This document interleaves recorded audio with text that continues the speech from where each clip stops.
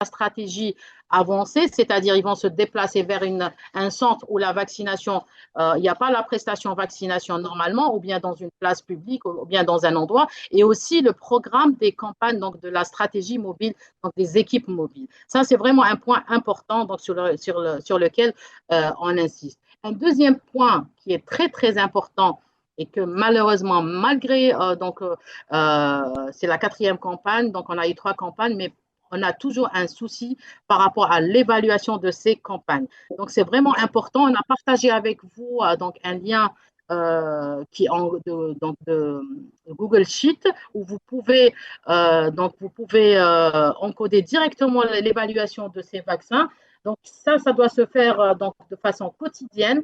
Donc, pour tous les enfants qui ont été vaccinés, la remontée de données doit se faire le jour, donc chaque jour de l'EPSP ou bien de l'EPH, des EPH ou les CHU qui ont des maternités, plutôt pardon, des PMI.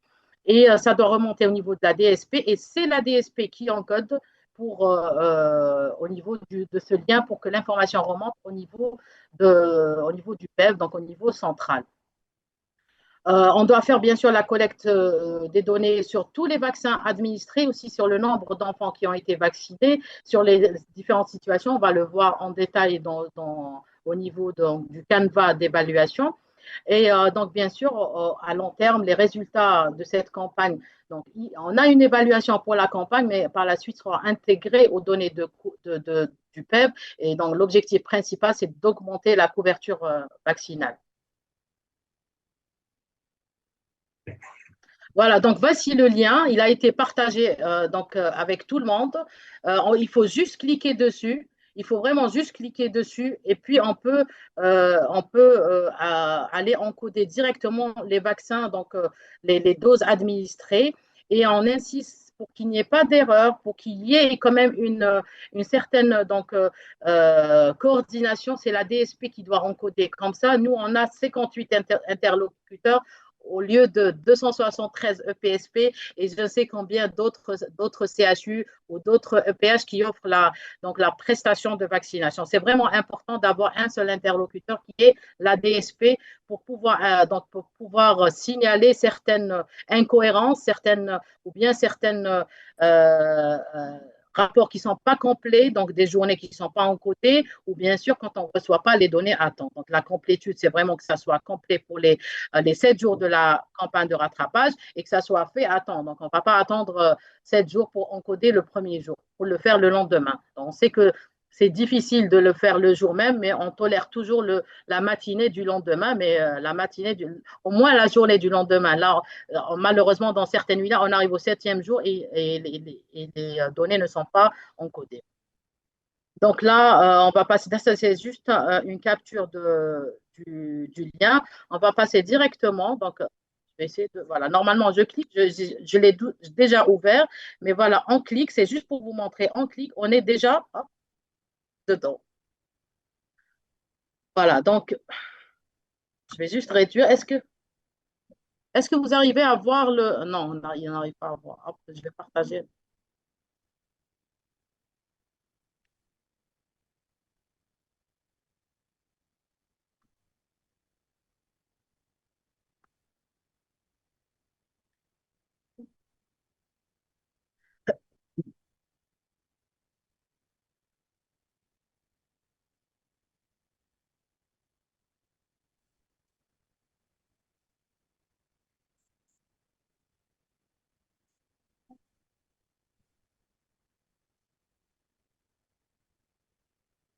Je n'arrive pas à accéder.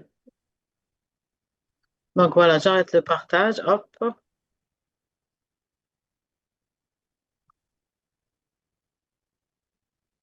Voilà. Donc là, on partage donc le lien où on doit faire le rattrapage. Donc là, ça a été fait déjà en wilaya et ça a été déjà fait en dose donc de vaccin, plutôt en vaccin. Voilà. Donc comme on voit ici, donc chaque vaccin a été mis à part. Donc pour l'hépatite B, on a mis seulement donc la première dose, donc quand elle est rattrapée. Et on espère vraiment qu'on donc, on l'a dit Et ça, malheureusement, même, je tiens à le signaler parce qu'on fait l'évaluation de routine et pas loin d'hier, on était en train de voir plusieurs wilayas en train de mettre donc la vaccination de l'hépatite B à plus d'un an, ce qui est complètement anormal. Donc, on sait que on rattrape jusqu'à 7 jours et au maximum un mois. Donc, ils seront toujours automatiquement tous ici moins d'un mois.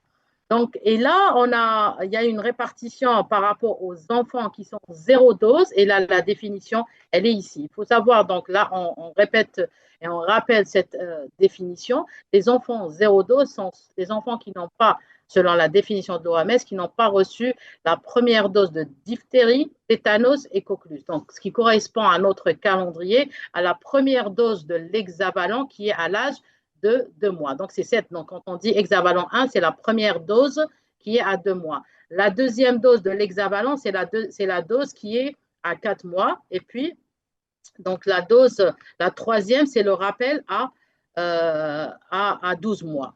Donc, voilà. Et chaque situation a été donc détaillée seule. Donc, ça dépendra donc de la situation qu'on a à rattraper.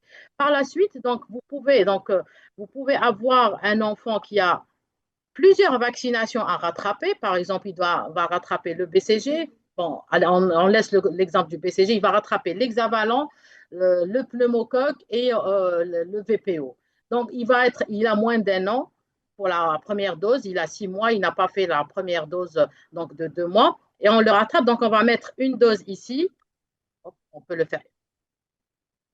Donc, on va mettre une dose ici, une dose ici et un ici. Donc, ça, c'est pour le nombre de doses administrées. Par contre, il y a une colonne qu'on a rajoutée par la suite. Et donc là, ça donne, donc là, cet enfant, il va compter pour un seul enfant. Donc ici, on donne le nombre total d'enfants qui ont été rattrapés dans ce centre ce jour-là. Là, malheureusement, on a des chiffres qui sont complètement loin de la réalité. Il n'y a aucune cohérence dans ces données. Et c'est tellement simple. Vous avez un seul enfant, il peut avoir plusieurs vaccinations. Ici, on détaille les doses de vaccins, donc la programmation des vaccins et l'âge de l'enfant. Et puis, est-ce qu'il est zéro dose, donc il n'a pas eu la première vaccination de 2 mois, ou bien c'est une autre situation. Donc, s'il est en retard pour la deuxième vaccination, pour la troisième vaccination à l'hexavalent ou pour la première dose de rougeole, on va le mettre dans cette situation, dans cette colonne. Et puis ici, c'est le nombre d'enfants. On insiste sur cette colonne parce que c'est la colonne avec laquelle on a le plus de problèmes. Donc, l'évaluation au niveau du sang se fait de façon quotidienne. On renseigne ça, mais on renseigne le nombre d'enfants ici. Donc, vous avez fait 4 doses ou 5 doses de vaccin, ça dépend de quelle situation on a, si on rajoute d'autres vaccins, mais ça restera un seul enfant.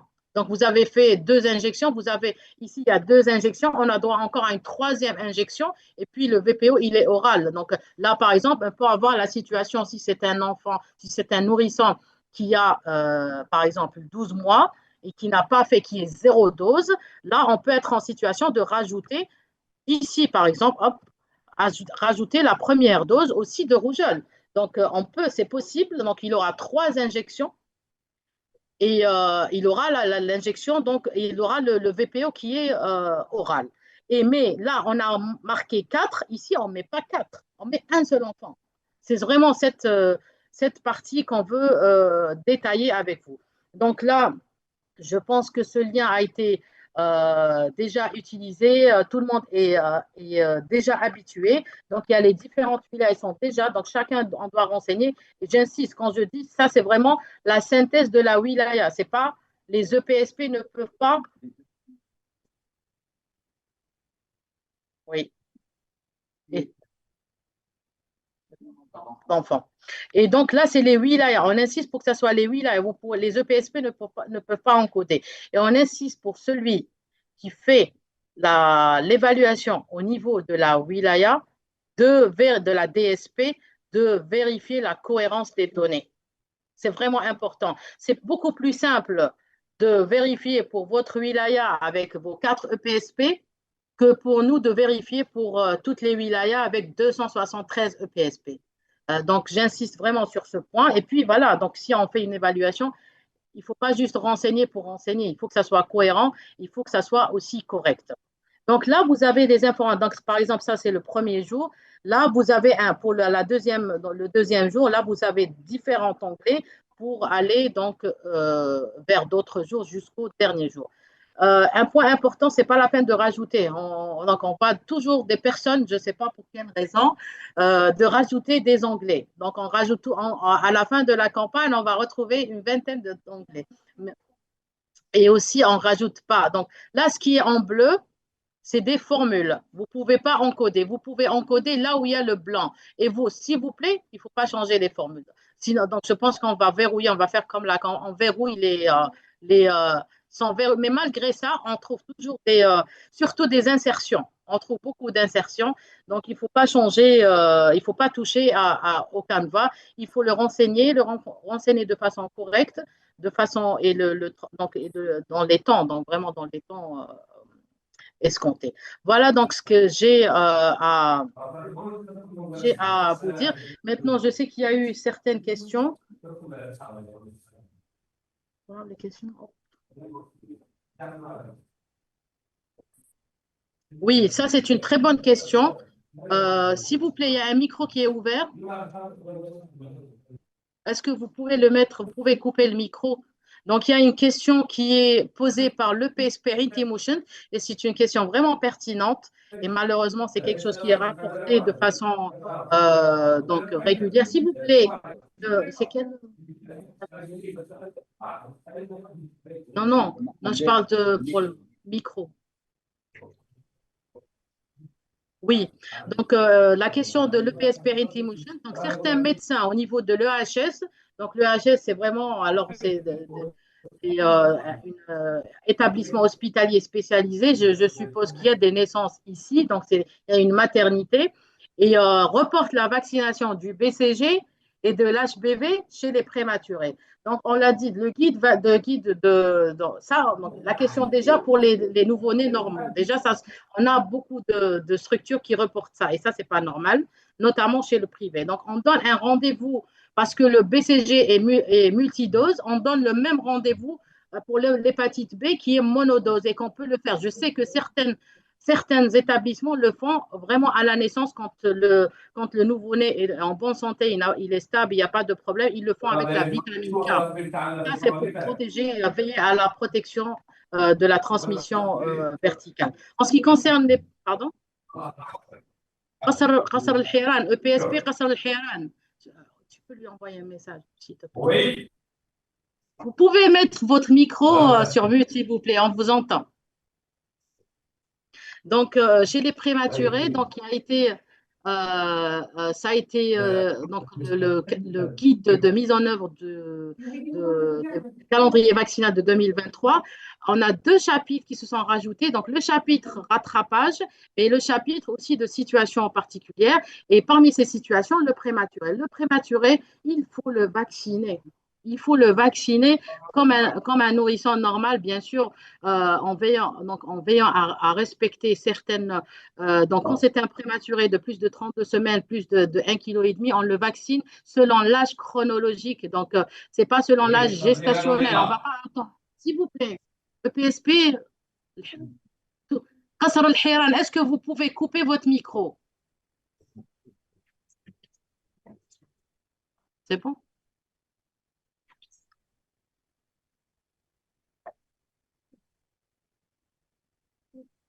C'est bon. Donc, pour le prématuré, donc, comme je l'ai dit, il faut le vacciner selon l'âge chronologique et pas l'âge gestationnel.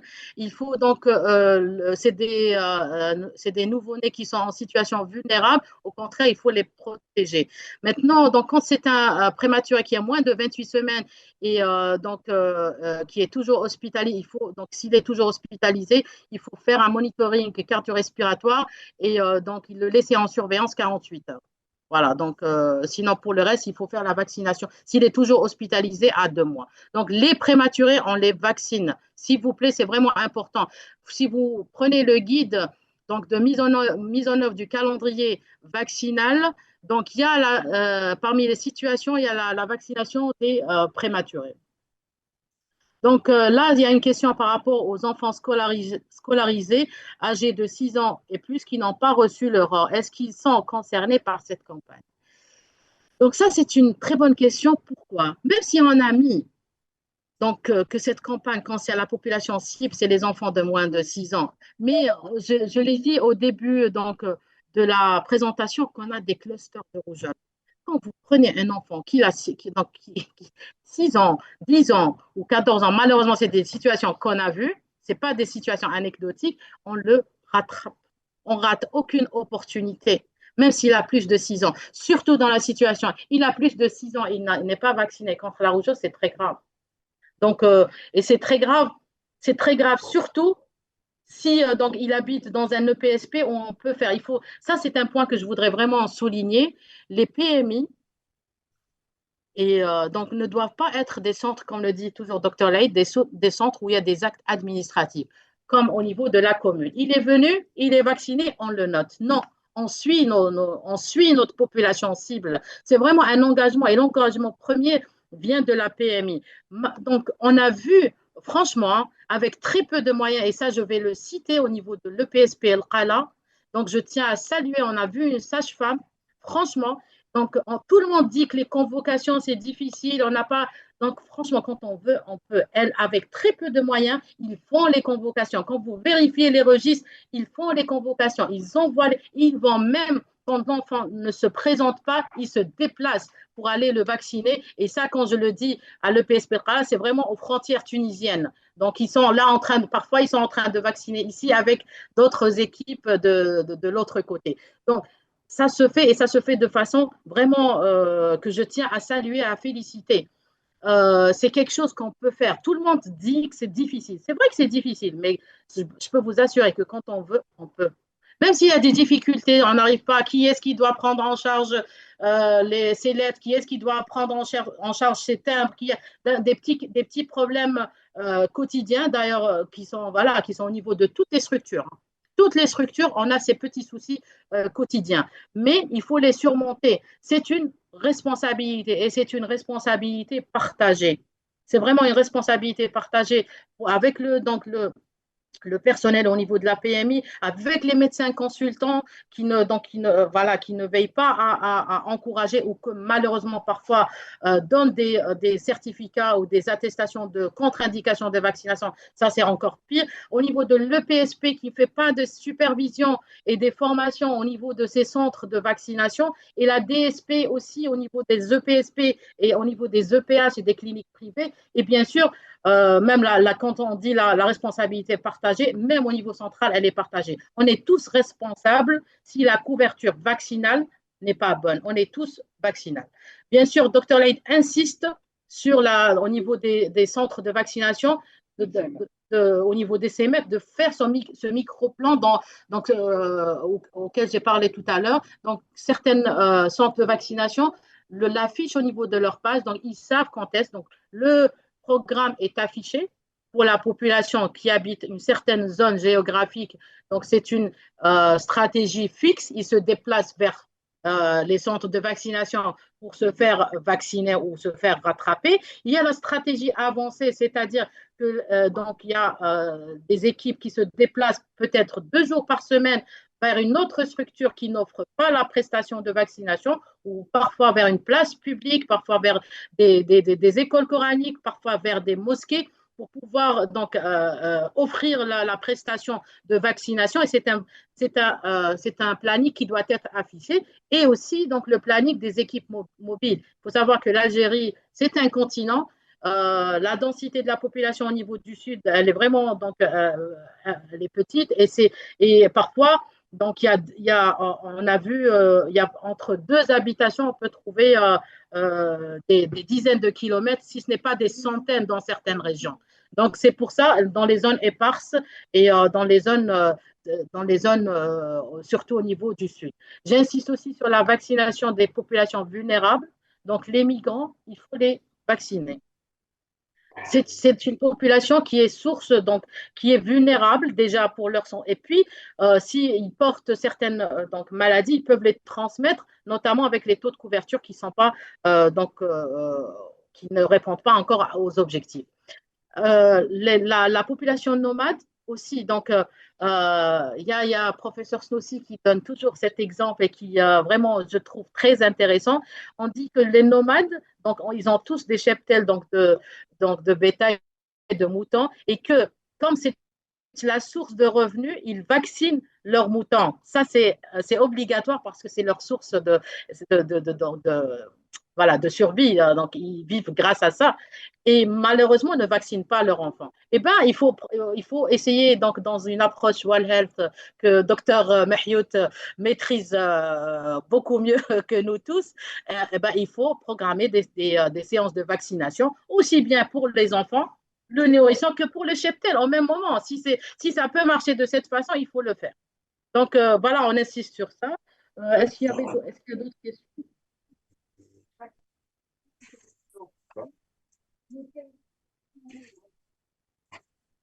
Un nourrisson qui a reçu le ROR 1 à 10 mois et pas à 11 mois, est-ce qu'il faut le refaire? Oui, bien sûr.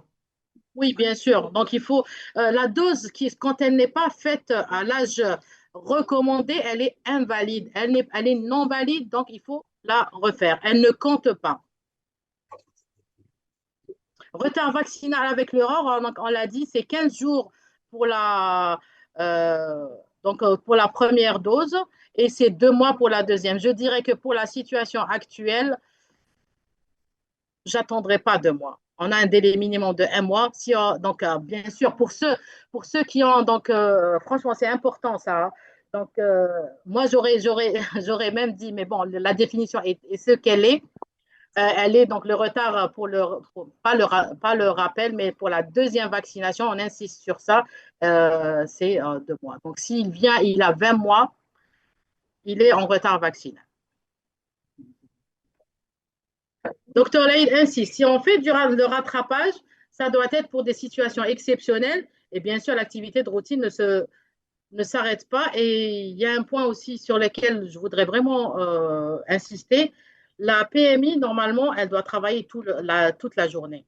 La PMI ne doit pas limiter les vaccinations la matinée et arrêter à 11h30. C'est vraiment. Donc, parfois, il y a certains parents qui ne peuvent pas venir à la matinée. Donc, on a vu beaucoup de PMI qui peuvent le faire, donc qui peuvent faire toute la journée, et je les salue, mais malheureusement, beaucoup de PMI arrêtent à midi.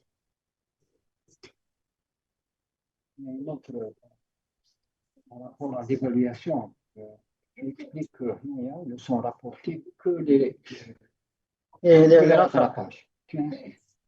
Parce que la question a été posée, elle a perdu un enfant parce que le médecin. Oui, donc malheureusement, ça, c'est une situation on a déjà parlé de ça. On a eu pas mal d'ordonnances de pédiatres qui contre-indiquent la vaccination ou de médecins généralistes qui contre-indiquent. Donc, les enfants, les nourrissons viennent avec des attestations contre-indiquants. Il faut savoir que les contre-indications de la vaccination sont vraiment exceptionnelles, vraiment exceptionnelles. La plupart, et malheureusement, ça, je le dis, c'est notre personnel soignants qui refusent la vaccination pour des fausses contre-indications. Voilà. Ouais. Donc il y a le personnel soignant. Donc, j'insiste pour le rappel pour les fausses contre-indications. Donc, on entend tousser ou on l'entend éternuer dans la salle d'attente. Non, pas aujourd'hui, vous revenez. Ça, c'est comme ça qu'on est en train de perpétuer ces retards de vaccination. C'est vraiment important. Donc, une fièvre inférieure à 38,5 n'est pas une contre-indication. Une dermatite atopique, une bronchiolite qui n'est pas en poussée n'est pas une contre-indication. Et tout ceci est vraiment détaillé au niveau du guide et détaillé aussi. Donc, il y a des rappels également au niveau de l'instruction ministérielle. Et puis, malheureusement, on déplore ces attestations. Là, il y a un travail de communication à faire. Et là, on est également tous responsables. Il faut savoir que l'hésitation à la vaccination, la vraie hésitation est très rare. Donc, vraiment, elle est moins de 3%. Ça, c'est dans le monde entier. Par contre, il reste une partie de la population qui hésite, mais parce qu'elle n'a pas les bonnes informations. Et si le pédiatre a refusé ou a donné une attestation, c'est parce qu'il aussi n'a pas les bonnes informations. voilà, il n'a pas les renseignements adéquats pour informer ce patient sur quelque chose qui peut protéger sa santé, il peut protéger la santé, mais vraiment même à l'avenir, de façon résiliente. Et oui. Et Dr Laïd dit qu'on peut donc qu'ils peuvent informer le ministère. Donc il y a eu plusieurs cas où on a pu agir. Quand il y a des, vous recevez des attestations ou des certificats comme ça, il faut les partager. Donc, je vous dis, je rappelle qu'il y a un travail de communication et d'information. Les parents ont besoin, et ça, je l'ai, pour l'avoir fait, même dans les situations les plus difficiles, quand on avait la campagne RR avec tout ce qu'il y avait avec la campagne médiatique, malheureusement. Donc, il y avait des parents que quand on leur explique la situation, on leur explique les risques, on leur explique avec des façons en donnant des exemples qui sont bons, en donnant des chiffres en donnant l'efficacité de la vaccination depuis donc l'historique de la vaccination, que c'est la seule donc intervention qui a pu, par exemple, on a pu éradiquer la variole grâce à ça, et on est sur le chemin d'éradiquer la poliomyélite grâce à ça, donc grâce à la vaccination. Tout investissement en vaccination, il faut savoir qu'un dollar investi en vaccination, on gagne entre 16 et 24 selon des études en matière de prestations de santé, en matière de prise en charge. Si les parents hésitent actuellement, c'est parce qu'on ne voit plus ces cas de rougeole, on ne voit plus ces enfants avec des malformations et des avis ou paralysés à cause de la poliomyélite, parce qu'on ne voit plus ça. Donc, le personnel de la santé, et ça, j'insiste, depuis le personnel de première ligne jusqu'aux médecins traitants, ils doivent prendre un temps pour informer et donner la bonne communication. Et quand on dit communication, actuellement, on ne parle pas seulement de communication, mais c'est la communication qui peut changer le comportement de ce patient, de ce parent, pour qu'il puisse protéger son enfant.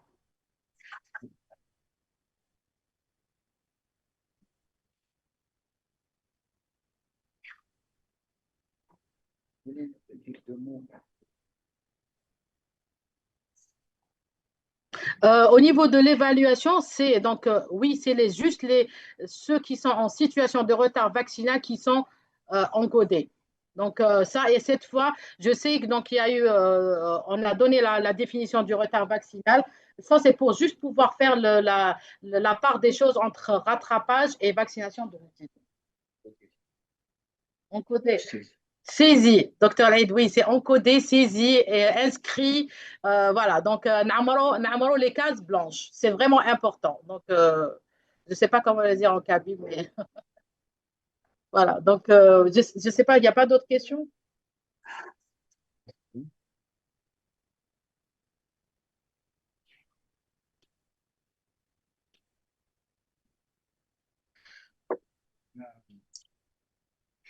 Donc, allez, oui. Donc, comme l'a dit Dr Saïd tout à l'heure, nous sommes bien sûr accompagnés par deux autres experts. En plus du Dr Saïd, il y a Dr Zertal qui est membre du comité national de la vaccination et Dr Mahioud qui est aussi membre de ce même comité. Là, je donne la parole au docteur Sertal. Elle va vous passer quelques messages qui sont très, très importants par rapport à la campagne qu'on va démarrer dimanche. Merci, Monsieur Laïd. Bonjour. Voilà, moi, je salue Dr Saïd pour ses explications qui sont. On ne peut pas avoir des explications plus claires que ça. Elle a dit tout à l'heure que vous étiez une population chevronnée qui a toujours travaillé dans la vaccination. Mais moi, je vais parler un peu de l'aspect clinique. C'est-à-dire que moi, en fait, ça fait 32 ans que je suis infectiologue. Ma frustration, c'est d'avoir commencé mon résidana en 1993 par des cas de diphtérie pour les retrouver après en 2024. Et ça, c'est la faute. Il y a eu, qu'on le veuille ou non, parce qu'on accuse toujours les autres, là, tu t'es, là. Moi, je pense que Dr Mahioud, une fois, elle a dit quelque chose de très bien, c'est l'engagement personnel. il faut être engagé. Nous avons des frontières poreuses. Donc, on ne peut pas empêcher le brassage des populations, ce n'est pas possible. Mais ce qu'on peut faire, nous, c'est de protéger nos enfants. Comment? En augmentant la couverture vaccinale, en ne ratant aucune opportunité de vacciner nos enfants. Parce que moi, les diphtéries historiques, je les revois 32 ans après, à l'ère de l'intelligence artificielle. Mettez-vous à ma place, je suis vraiment frustrée de voir la réémergence de pathologies qui sont à prévention vaccinale et que l'État a mis tout le paquet pour pour augmenter cette couverture et que les professionnels de santé n'accompagnent pas tous ces efforts qui ont été fournis. Donc, je vous souhaite bon courage pour cette campagne. Et puis, Inch'Allah, nous allons arriver et nous allons permettre de ne plus avoir ces populations, ces pathologies qui sont très, très mortelles et qui sont très graves. Elle a parlé juste, je termine par la PESS. Alors, l'épidémie de rougeole de 2018, ça a été 2018-2019. Donc, après, maintenant, on a des cas de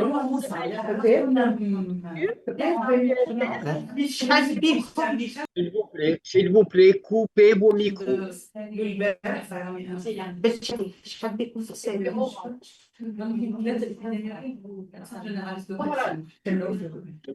S'il vous plaît, Oran, je termine là. Je termine juste par, et je donne la parole au docteur Mahioud pour clôturer cette vidéo. Et donc, je parle des PESS. Je ne sais pas si vous avez déjà vu.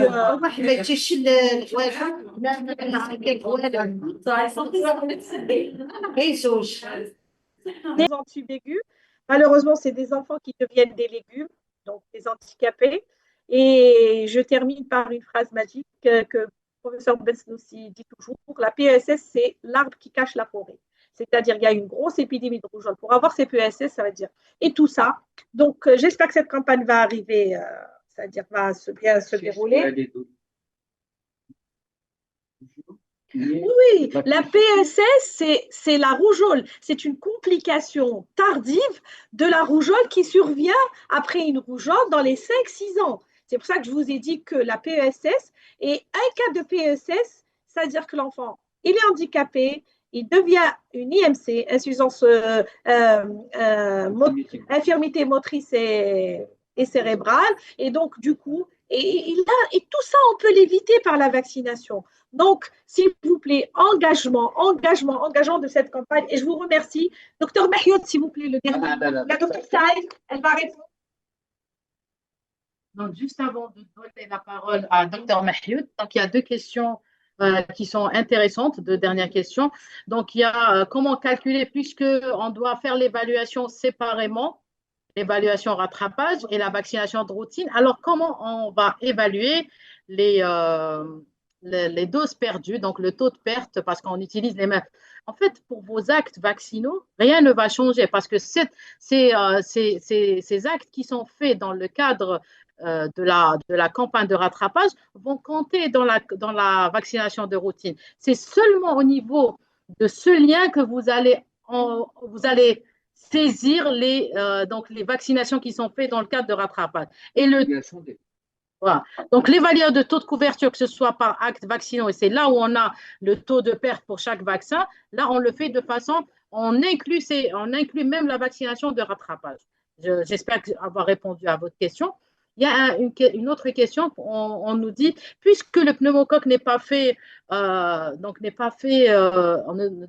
pas recommandé après 2 ans, si j'ai un enfant de 4 ans que je dois le rattraper, on sait qu'on utilise l'hexavalent jusqu'à 5 ans, selon la dernière instruction. Bien sûr, on ne le fait pas, mais ce n'est pas recommandé, mais ça ne veut pas dire que c'est contre-indiqué. C'est juste, donc voilà, donc ça n'a pas. On aurait aimé que cet enfant de 4 ans aurait pu faire ses vaccinations avant. Maintenant, il est là, on lui fait avec, même s'il a une dose donc, de pneumocoque, il n'y a aucun problème. Donc, ce n'est pas contre-indiqué. Donc, quand on est dans ces situations de rattrapage, on le fait.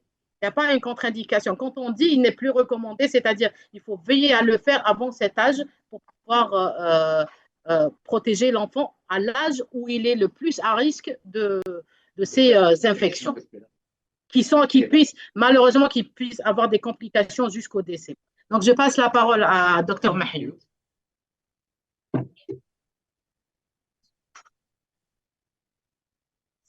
Alors, bonjour tout le monde. Donc, je suis très contente d'être ici parmi toute l'équipe au niveau de la prévention au ministère de la Santé. Bon, moi, je vais être rapide et je crois que docteur Say et docteur Zertal ont pratiquement tout dit. Moi, si je peux apporter des conseils par rapport à ce qui a été dit aujourd'hui, on a remarqué dans les questions, il y avait des questions dont Dr Say avait donné la réponse durant sa communication, mais cela veut dire que certains n'ont pas écouté ou ils ont eu un moment d'inattention. Moi, ce que je peux vous dire, c'est de relire après cette séance, quand chacun aura refermé son ordi, qu'on relise la communication qui a été présentée par Dr Say, de prendre des remarques pertinentes ou non pas des remarques, c'est-à-dire de reprendre un peu un résumé, de prendre ça avec vous avant le commencement de la campagne. Il y a ça. Et par rapport au tableau, c'est-à-dire on a remarqué, hein, on a fait plusieurs campagnes sur différentes vaccinations. Parfois, malheureusement, il y a des tableaux qui sont renseignés n'importe comment. Donc, quand vous ne comprenez pas, posez, posez la question. D'accord? Je le répète, quand vous ne comprenez pas, posez la question. Comme ça, vous allez vous allez envoyer un document propre au niveau de la prévention et qu'il puisse faire quelque chose de tangible avec ces données qui sont vos données. D'accord? Ben moi, j'ai beaucoup d'espoir pour cette nouvelle campagne. Je fais confiance à l'engagement de chacun. Je fais confiance à l'assiduité de chacun. Ce qui est clair, je peux reprendre ça. Mon père m'a toujours appris, voilà, si on passe du temps à faire quelque chose, autant bien le faire. Et je vous souhaite bonne chance à tous. À très bientôt. Merci, docteur Mahioud. Je tiens à remercier l'ensemble de nos amis qui sont au niveau du terrain. Je vais rajouter, je vais insister sur un point avant de conclure. C'est que hier, j'étais en communication avec deux collègues du terrain, deux DSP différentes, et j'étais agréablement aussi surpris de leur anticipation. Donc, ils avaient déjà arrêté un plan, notamment sur le plan logistique. Donc, ils avaient tout réglé.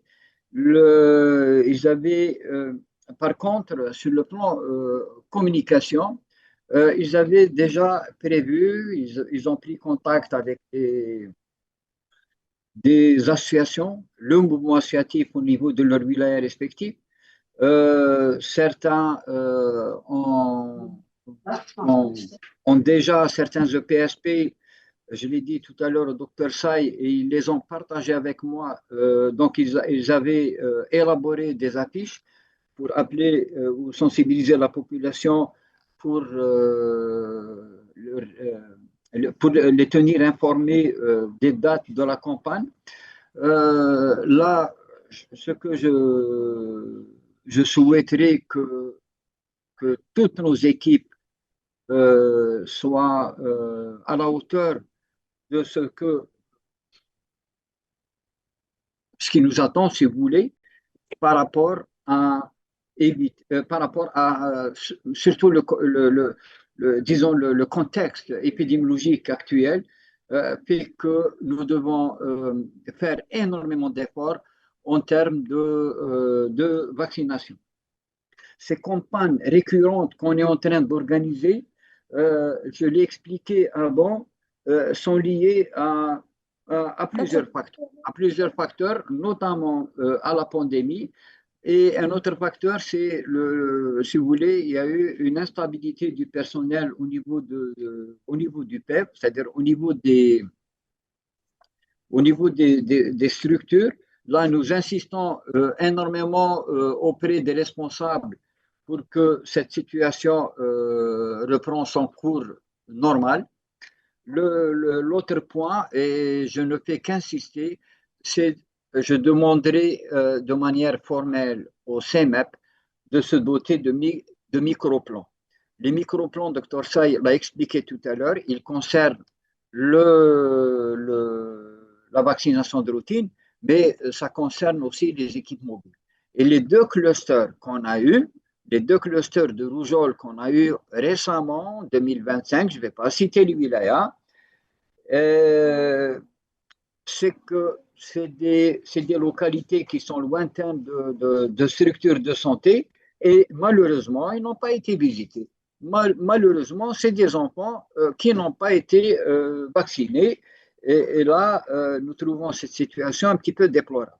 Donc, un microplan, c'est quoi? Un microplan, c'est un plan d'action qui peut être soit trimestriel, soit semestriel, soit annuel. Et ce microplan, avec bien sûr des dates bien précises de déplacement, de programme, de rendez-vous, etc., d'ouverture des salles de soins, des polycliniques, enfin des structures qui sont chargées de la vaccination. Il faudrait qu'il soit coté parapé et signé par monsieur le directeur. Parce que là, la responsabilité, elle n'est pas seulement au niveau des CEMEP ou des agents vaccinateurs ou des coordinateurs chargés de la vaccination. Nous sommes, c'est-à-dire les gestionnaires, je parle des gestionnaires, des directeurs notamment, sont aussi redevables du programme. Et là, avec la budgétisation des programmes, nous allons dans ce sens pour qu'il y ait, pour responsabiliser un petit peu, nos gestionnaires et qu'ils s'intéressent beaucoup plus au programme élargi de vaccination. Je tiens à remercier pratiquement tous les présents qui se sont joints à nous. Je remercie l'ensemble des responsables qui sont au niveau des DSP, des EPSP, qui vont, c'est-à-dire faire l'effort de faciliter, de suivre cette campagne de vaccination. Je remercie les équipes de terrain qui, docteur Zertal, je crois qu'elle a fait allusion tout à l'heure, même docteur Say, notamment les agents vaccinateurs, et elle a cité, docteur Say, elle a cité tout à l'heure le PSP de l'Qala. J'ai d'autres exemples. Là, on a Boussada, Bold, mais c'est pratiquement, ça existe pratiquement dans toutes les wilayas. Merci beaucoup. Yarham waldekoum et bon courage et nous sommes à votre disposition. Qawala khair.